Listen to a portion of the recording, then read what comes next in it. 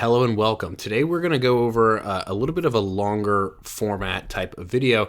I've done similar long form videos in the past, but never with this sort of commentary style as opposed to the sort of like during the exercise style. So it'll be a little bit different. We'll see how you all like it and definitely let me know which kind of style you prefer.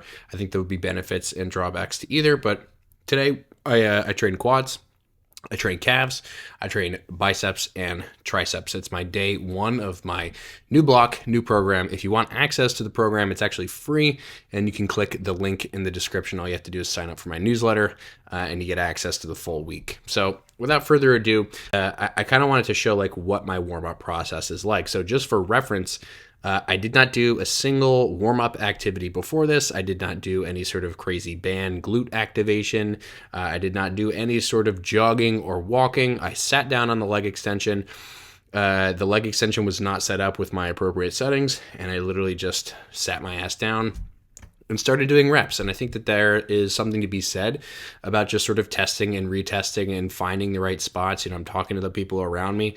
You don't need to take 20 minutes to warm up for one exercise, especially if the first exercise that you're doing is an exercise like this, which is high in stability, high in anchorage, and relatively low, in skill. So first things first, and maybe just to sort of go back to the beginning of this little clip, as soon as you sit down, the first thing that you should do on any leg extension is ask yourself, okay, where are my knees sort of lining up? Am I at a point, and you can see here, this is like right before I move the seat forward, you see that the belly of my calves are kind of being smushed down into the pad. That's no good. We don't really want any sort of part of our shins being smushed front to back or side to side. And so the first thing I did was I just moved the seat up, right? Because if you move the seat up, then theoretically, if it pushes you up enough, your knees can move forward. And if that happens, then you can move your knees into a little bit of a better place. So that was a first guess. And then in addition to that, and this is a very subtle thing that a lot of people I don't think have a good understanding of in terms of how it actually impacts the motion, is leg position and skin position. Okay, it's going to sound kind of weird, but watch what I kind of do right there is a little bit of a weird looking shimmy. The reason that I do that, and I'll go back so you can sort of watch it through. Watch the my knees and the other part of my femurs, right? So there's that little shimmy, and the reason that I do that shimmy, and I actually do it a lot of times before, and you can see that I did it again there, is actually to reposition the skin underneath of the femur, right? Basically on top of the hamstrings, you can think about it, and other associated tissues, gracilis, sartorius, calves, popliteus, whatever is on the backside of the knee. And the reason that I did that is because if you sit down, a lot of people will sit down and naturally, and I'm sitting like this now, the legs will sort of bow outward. But, excuse me, and you can see like relative to the camera, if my legs were at this sort of an angle where my mouse is going rather than straight in line with the machine, what that's going to do is it's going to create a knee position that will not be moving in line with the direction of the pad, right? So the direction of the pad is forward to backward. You want your knee, and specifically your shin cap, to basically be pointed directly toward the ceiling.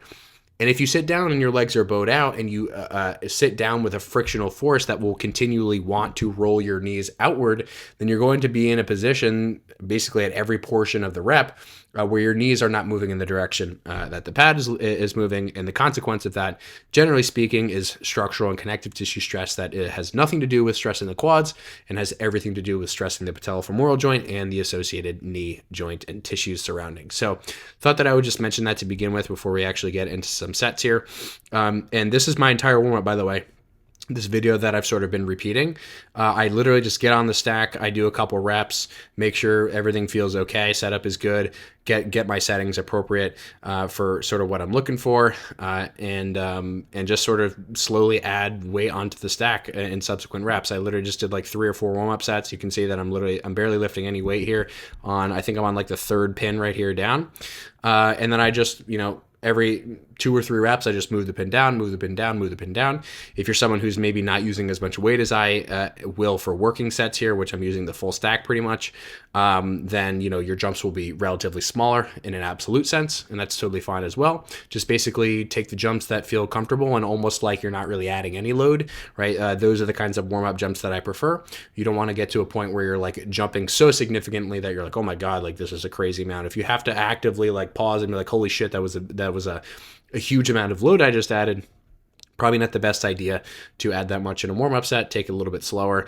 I personally prefer more short warm-up sets as opposed to fewer longer warm-up sets. It's a personal preference thing, but I just find that it goes faster, it feels better, and it gets all the warm-up things done that you want to get done, like skill acquisition prior to the motion. So then, in addition, the last comment I'll make, and I'll move on here maybe to a different set. And maybe my first working set here is actually just pad placement. So I did a lot of sort of shimmying around the seat in that initial setup video. And what that all sort of leads back to is where the pad is interacting with your shin. The pad interacting with your shin, it will be a very good reference point. I think this is actually my last warm up here. The pad interacting with your shin will be the reference point for how well you're set up in the machine.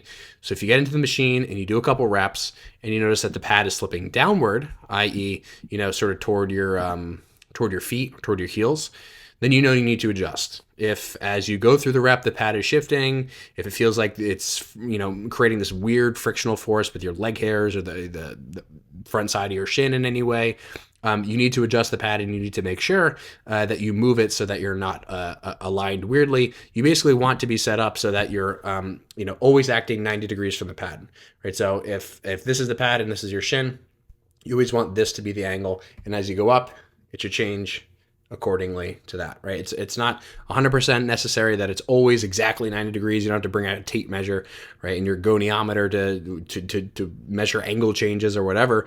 You just need to make sure that it's roughly staying in the same place, which for me is just about a third of the way up the tibia. So anyway, right aside, this is my first working set. Me personally, and again, you'll see this if you download the free program, I think I did 3 working sets of leg extensions. All of them were to failure. I don't necessarily recommend that everyone do every single set to failure, but I am someone who just likes to do fewer sets. I like to do them harder, and I like to get in and out of the gym. If I'm someone who, maybe in a different phase of my life has more time and I want to be able to basically just be in the gym for longer, then I'll do probably more sets, with each of those sets probably farther away from failure.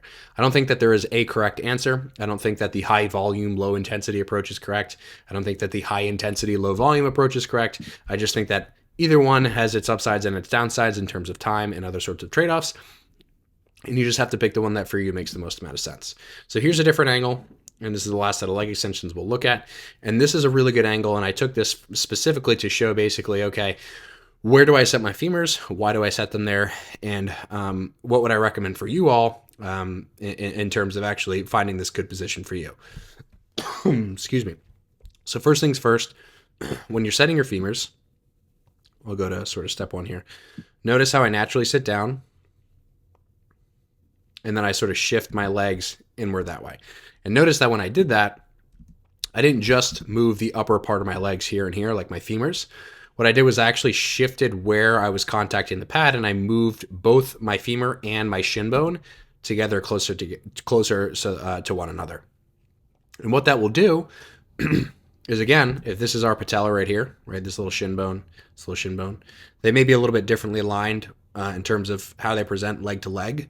And that's totally okay. You may have differences side to side. You may have differences relative to the average person, right? But my patellas move, fairly normally, fairly average. And so what that looks like is a slight deviation of motion at an angle, sort of inward to outward, right? So you can see that this this patella bone sort of wants to shift inward toward the top. This one sort of wants to shift inward toward the top. As long as they are relatively pointed toward the ceiling, toward the top of the motion, that's probably, a fairly good setup, all things considered. You don't need to worry about the exact precision and how things are aligned. You're never going to be able to do it exactly perfectly, especially given the structure of the knee and the variation between knees and between individuals who, may, again, on their own have differences between knees. So don't stress about it too much. And again, as long as you get your major principles down, femurs in line with shins. I don't tend to worry too much about the feet and the direction that the feet are pointed, although I do like to cue a little bit of active sort of toe toward the face or dorsiflexion, specifically just to make sure that I don't sort of plantar flex and maybe lose some contribution and stability from the calves where they may provide some. All right, so that was leg extensions. I did 3 sets there. I did 3 sets to failure. And now we are going to move on to the pendulum squat. Now, for those of you who don't know, the pendulum squat is this fantastic machine that is basically a combination of a squat and a leg extension. And it sounds horrible, and it is horrible. And I'm going to show kind of what my warm-up set looked like, and specifically how I go through the motion and think about the motion. So first things first, you'll notice that there's some adjustment here. So there's a wedge. This is a prime wedge. It's a 15-degree wedge. And it is on top of some DC blocks. Okay, DC blocks, you can look them up. They're just basically blocks that you can use, plastic blocks to elevate things, use them as surfaces, whatever. And the reason I have the wedge there is because if I don't have the wedge there, my feet, in terms of how they interact with the platform, my limb segments, limb lengths, and relationships and mobility between those things, just all basically make it so that this machine is very uncomfortable for me if I don't have a little bit of extra heel elevation. This specifically is the Atlantis pendulum squat, and a lot of people have had trouble in these kinds of setups without heel elevation. So anyway, if I were you, I would recommend using a little bit of heel elevation just to basically allow your knee to travel, a little bit more easily, especially because, it will open up some range of motion at the ankle. Next thing you'll notice, and this I believe is like my first working set here. The next thing that you'll notice is my feet are very narrow, relatively speaking, and my toes are pointed straight forward.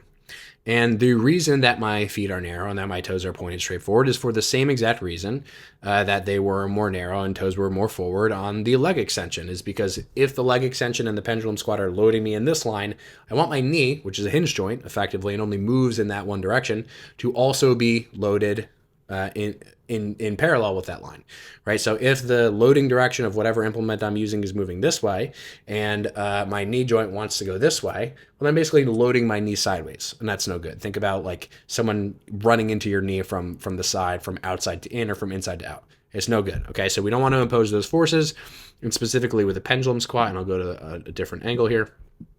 Specifically with a pendulum squat, because the pendulum squat arcs not only down but forward, right? It's a sort of scooping under motion where your heels are sort of encouraged to approximate your butt, or your butt to your heels. There will be a ton of friction on the platform. And as a consequence, you want to wear shoes that will not be sliding, or footwear that will not be sliding. And in addition, again, you want your feet to be relatively narrow, pointed straight forward, because if you have to deal with friction in a side-to-side direction around the knee, that is also likely no bueno. So for me, the depth that I like to choose is the depth that basically still feels like it's under the active control of my quads. I'm not one of those people who is particularly comfortable and or fond of smushing the hell out of my calves with my hamstrings. I think that's a bad idea for most people most of the time all around. Deeper is not better, more range is not better. Use the range that is appropriate and comfortable for you. And if you are someone who has had a history of knee issues, or you've had a tendency in the past to get knee pain after X amount of weeks during a block, I would highly recommend that you err on the side of caution, specifically at full knee depth. That's for a lot of different reasons, but the most obvious and the most specific would just be that is essentially the area of greatest amount of patellofemoral compression on the knee, and we want to make sure that we have active control, meaning tension in the quads in that position. We don't want to just smush ourselves and smush the connective tissues and smush all the things that, like the menisci would actually support the knee heavily in that position. So anyway, that's the pendulum squat, and this was my second set. That's basically when I finish these sets. Is I don't really particularly count reps. I just aim for anything within the 6 to 15 rep range. And what I get to is I basically just get to a point where I'm like, yeah, I don't really think I can do one more, and this is probably that rep, right? Pretty slow last rep. I could get to the point where I could fail and just sort of end up in the bottom, but I prefer not to do that, especially if this is week one of a block. I don't want to do anything crazy if I'm not really used to these kinds of sets.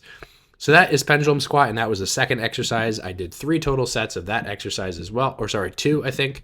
And then I moved on to the standing calf raise. Now, I'm going to go over a couple of different angles here, 2 different angles, and within the standing calf raise, I did 4 sets, okay, and I did 2 variations of a full range, we'll call it motion exercise or variation, and then I did 2 sets with a partial range of motion. So I believe this was my first warm-up set where I'm kind of nudging my feet around. Yep. And the way that I'm doing this warm-up set, and this may be a working set, who knows, we'll see, is I'm getting as high as I possibly can under control, under active control of sort of pulling the heel. I like to imagine my calf work as like I have this string attached to the backside of my heel, and that string is sort of pulling upward, toward my butt or toward the back of my knee. And that is really what is creating the motion and what is dictating the motion. I'm not really actively pushing down through the platform super hard. A lot of people tend to get a lot of toe troubles, a lot of foot problems with calf raises. And I think that's because people are sort of actively really trying to claw the platform, whatever they're using, super hard. And so what I recommend instead is to focus on motion of the heel and to make sure that specifically when it comes to the foot that you're actually anchoring your foot just below the balls of your feet and not on your toes. If you're on your toes, it's going to be a big problem. So anyway, this was the first variation. You notice where I'm going all the way to the top. I'm really owning the top. I'm pausing at the top in that fully contracted position. And what you'll notice on subsequent sets here is that I actually change the range of motion so that I'm no longer doing the full range, which again, we'll just show this one more time. This was more the full range of motion where I'm, again, actively pulling my heels as high as I can. And when I call it quits during this specific variation is when I can no longer completely own the top, okay? And this is specifically because throughout the range of motion of the gastroc, specifically the medial and the lateral heads, like the two heads of the gastroc, these guys 1 and 2, those guys will have a very drastically different ability to produce tension in the fully shortened position, which is the top of this motion, and the bottom position, which is the bottom of this motion. So the fully stretched versus the fully shortened position of these guys, which technically this wouldn't be fully shortened, right? Because you would need to have your knees bent to do that. But this is a different angle, and this is the variation that I did for the bottom half of the range. So notice that I'm going to the same depth, but I'm not going to the same height. Also, yes, this is a scab on the inside of my right ankle. I had a boo-boo incident a couple weeks ago. No need to worry. It's all good. It's not some sort of disease. And the reason I'm doing this bottom half variant is because if you use a load that is appropriate for the top half of the range, it will be incredibly light for the bottom half of the range in this specific context. If you use a load that is appropriate for the bottom half of the range, meaning it is challenging in the bottom, it will be impossible to get to the top of the range. Okay, so I like to divide these sets 2 and 2 if I'm doing 4 total. 1 to the top half, basically, which is the full range, right? Getting all the way to the top and pausing in that full peak contracted position. And then 1 where I'm really focusing on the bottom half, which is this one, right? Where I am going down to that same degree of depth and stretch, but I'm just coming just sort of until my foot, and this is where I'm mentally aiming. It looks like I'm a little bit higher than that, but I'm really not. I'm aiming basically to get my foot parallel with the platform that I'm using. And I love dividing up these exercises this kind of way. I don't do it for everything, as you can tell so far, but I find that specifically for standing calves is one of those exercises where there's really a drastic drop off in how strong you are from bottom to top. And so I like to dedicate half my sets to the top because I still think it's important to train the top, and half my sets to the bottom. And when I go from top to bottom, and for reference, I made sure that I actually tracked how much weight I was using. In the first variant, I was using 100 added pounds of resistance on top of the shoulder here. And then in this variant, I was using 250. So I literally 2.5x the amount of load for, I think, roughly the same amount of reps in terms of the parameters of range that I laid out. And I'll basically just do this until, as you can see, I just like really can't get out of the bottom. So that was calves for the day. I did 4 sets there. And then I finished up with some arms, and I want to show the 2 variants that I did for arms, 1 tricep and 1 bicep. And I did triceps first and then biceps for no particular reason other than that it was what was available. And for triceps, I did this kind of push press extension variation. Now, when you're setting this up, you need to make sure of a couple of things. The first is the loading direction and the contact point. So hand is the contact point, loading direction is sort of pulling me upward and backward. And as I'm doing that, I'm consciously allowing my elbow to sort of shift backward and upward. If any of you are curious, the way that you would set this position most reasonably is you would sort of pull your arm up and do like a row like I'm doing right now. You would row upward and backward, and then you would see where your hand would go, right? And so that's kind of the end range position that you want to be in when your elbow is fully bent. And then you're basically just pushing until, you can't in a straight downward direction. And a lot of people might see this and think like, oh, isn't this a pec exercise or a shoulder exercise? No, because we need to pay attention to the fact that the resistance direction, specifically from its point of application, this is why I'm showing this view as well, is such that it's basically not creating any significant resistance at my shoulder because it's right over my shoulder, right? Distance is a huge component of what actually creates resistance. And it's very far from my elbow, right? So if I pause this right here, specifically in this more stretched end of the range, you see here's the contact point. This is the distance to my elbow, right? This wouldn't be the perfect perspective to look at it from, but from my mouse here to my mouse here, and then this is the distance to my shoulder, right? So it's just very minorly trying to pull my shoulder sort of backward and also inward to some degree. But in reality, or really not backward, more technically, because it's on this side of the joint, it's actually trying to pull my arm across my body to some degree. But because of how far away from my body my elbow is, because of how flared it is, it basically just ends up being this tricep murderer. So this is an exercise variant that I love. It's not a sort of beginner exercise, I wouldn't say. It takes a lot to be able to sort of control that end range position. And when I say control, I mean that you're constantly able to push against the handle as you are continuing to move the handle backward. And it's fairly stable when you lean over like this, just because, again, if you're using, I think I was using like 60 pounds here, which is really based on this cable machine, it's really 30 pounds. When you sort of have the ability to lean over, if I'm a 200-pound guy or a 190-pound guy, close to half my body weight is sort of fighting against that and leaning forward, so it's fairly easy to stabilize. So this is sort of like if any of you have heard of a Tate press, it's kind of a Tate press variant. And this will be a fantastic variant for the single head the single head triceps, meaning the ones that only cross one joint, the medial head and the lateral head, the ones on the sort of underside and the outer side. And that is a fantastic way to load that very stretched position. So the last exercise that I did was a curl variation, right? So we did quads, calves, and now this is, triceps, biceps is the last one. And I basically just wanted to do a curl in a sort of neutral standing position. And as with all of the other curl variants I do, I wanted to make sure that I have an anchor point, meaning a point into which I can drive the backside of my elbow, really meaning the bottom portion of my upper arm. So I just did this in a standing position. I was going to do it on a lat pull down, sort of seated backwards on it, but that wasn't available at the time. There was a person using it. So what I chose to do was just do it against this hyperextension machine, which is, you may call that questionable, but, use what you can, find the anchors that you can.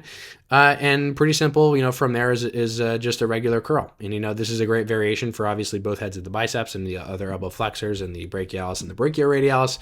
And I wanted to film this other angle so that you could see really why I'm doing it single arm, because I really only recommend single arm kinds of curls when you're using dumbbells, specifically because if we look at this, and this is sort of going to be a theme throughout both the quad training stuff and the upper body training stuff here, is that if you look at the way my arm is oriented, notice that my arm in this position can be perpendicular or 90 degrees from the ground.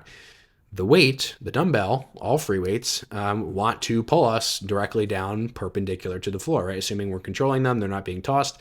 And so if I want to align the plane of my elbow, in other words, where my elbow wants to take my forearm, with how the dumbbell is moving, in other words, the direction of the dumbbell matching the direction of my elbow, I need to actually do this side bending thing where I'm leaning over to one side, right? Because watch, if I'm not in this position, I kind of start there, right? But imagine, here's a good example. If I'm doing a curl with this arm and I'm standing, so my arm is kind of angled outward to the side. It's not going directly downward, right? And so I want that whole arm complex, that upper arm and that forearm, to be aligned basically vertically to the floor, because if it's not, I'm going to encounter both shoulder forces and elbow forces that have nothing to do with loading the biceps. And now some people might say, oh, this is like the nuance 0.001%. And I would say, no, this is actually what contributes to the medium and long-term health of your joints, right? To the point about loading the connective tissues of the knee and the leg extension, this is no different, right? So in the same way that I want to align that sort of path of motion, the leg extension with my knee motion, I want to align the path of my elbow and my forearm specifically with the dumbbell, so that the dumbbell is going this way and my joint is moving this way, rather than the dumbbell going this way and my joint is moving in this weird direction sideways. So I thought that would just be a good sort of anecdote lesson to take away from this, which is if you're using dumbbells and you got elbow pain, you got shoulder stuff, and even if you don't, to be honest, single arm with some kind of support behind the arm will mitigate all the forces that you don't want to deal with and will allow you to interact with all the forces that you actually do desire in an exercise like this. So that was it for the workout. I basically did 3 sets, I think, of everything except for pendulum squat, and then I did 4 on the calves. again, splitting it up 2 and 2. Yeah, again, like I said, if you enjoyed this video, please let me know. Please let me know if you like this style of sort of freestyle talking and just commenting on the lifts and stuff. And you have any questions for me to address in future videos, I'm happy to do that.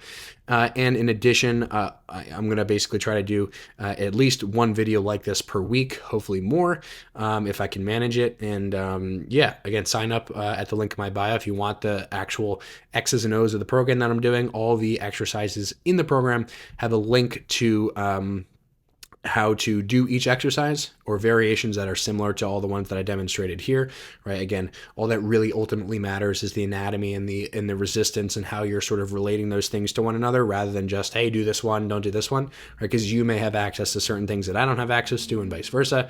So all those videos are just examples of exercises that I have down, rather than just the exact things that you all should be doing. So again, hopefully you all found value in this, and I will see you all in the next video.